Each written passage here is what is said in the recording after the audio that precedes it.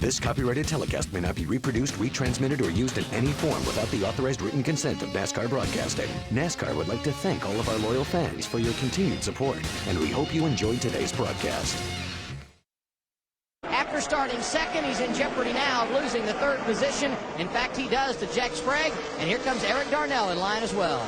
Yeah, Jack slides up the racetrack and just about opened up the bottom for Eric Darnell. Eric now on the inside of his teammate Bobby East. Caution on the racetrack. There's Todd Bodine, the 30 truck. Todd Bodine gets turned around. He brings out our first caution flag of the night from Memphis Motorsports Park. Todd turns it back around. He will stay on the lead lap.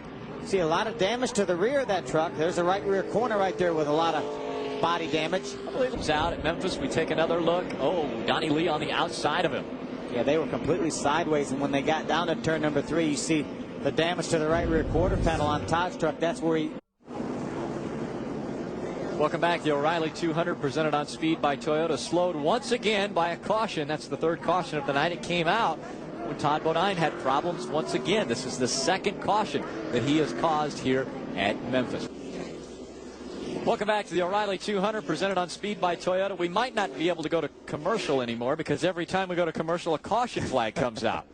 This time it is Dennis Setzer that gets turned around by Shelby Howard. Shelby Howard got into the back of him and spun him around coming off of turn 2. Look at that, Dennis Setzer locking the wheels up there as he was going through the turn. A little bit of damage to the left front corner of that Tahoe Dodge right there. Let's see if we can take a look at it. This is going in turn number 1.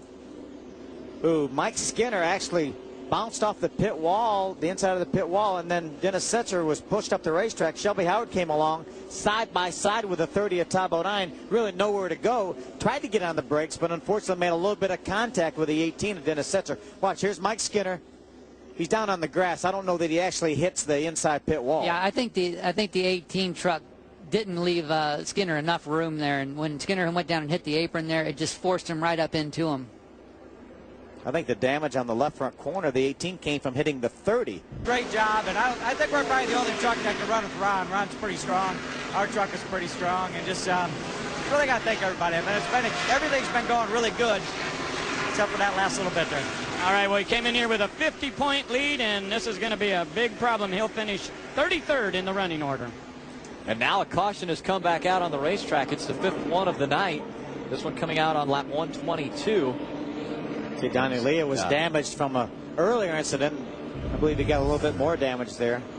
See, he just gets sideways right there in the middle of 3 and 4 and going to slide up the racetrack and make some more contact with the wall. Remember, he wasn't dealing with a full deck there. He had damage from that earlier incident. Getting a good run off, and it's going to carry it. If he ever clears the 14 truck of Rick Crawford, I think he could be a contender to go up there and deal with. The 08 Jason White, it looks like, gets turned around in front of the field, and guess what? Todd Bodine again gets turned around on the racetrack. For the 3rd time involved in an incident, he gets it going again and will stay on the lead lap once again.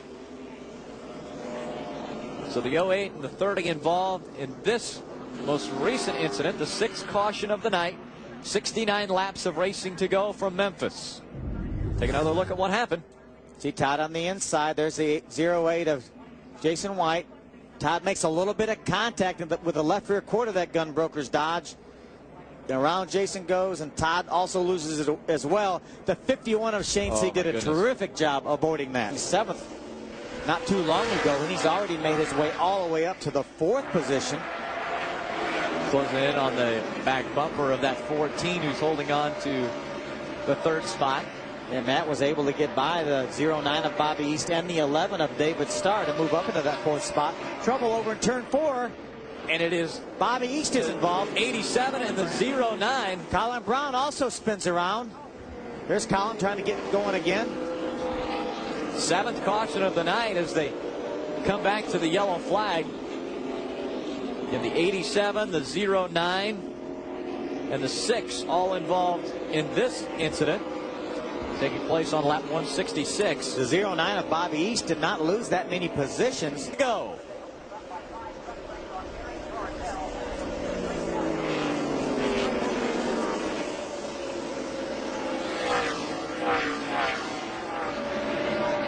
Good battle right there. There's the 09 of Bobby East. The 51 of Shane Sieg.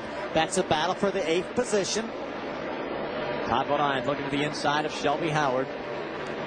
Todd Bodine has been around a few times tonight. It's a battle for 14th right there. Todd made a little bit of contact with that 13. Got to the inside to see if he can beat him through 1 and 2. Todd Bodine trying to inch in front of that 13 of Shelby Howard. Howard on the outside, Todd Bodine on the inside. He takes the position away, so Todd Bodine moves up into 14th. What a night it's been for Todd Bodine. There's a side-by-side battle. Dennis Setzer, the 18 truck, the 16 of Brown. Number 4, Ted Musgrave gets turned around. More contact. The caution comes out once again. 9 cautions tonight. And guess what?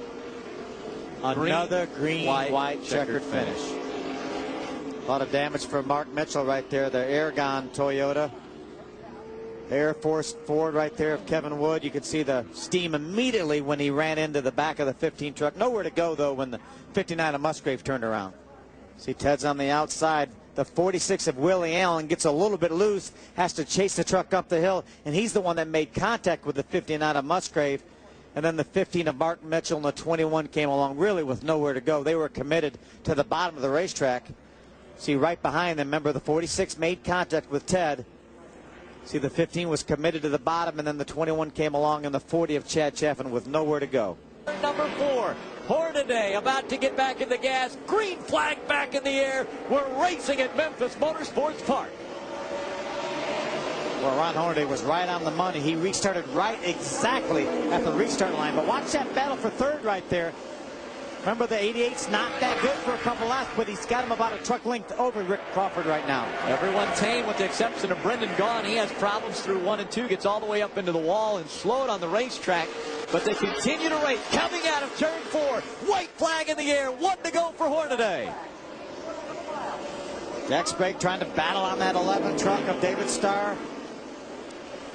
Hornaday looks like he's got it. He's got about 2 truck lengths off for 2. Down the back stretch he goes. Ron Hornaday won the very first race at Memphis Motorsports Park back in 1998. Looking to make it 2 wins from this racetrack. Eric Darnell gives it all he's got. Can't catch him.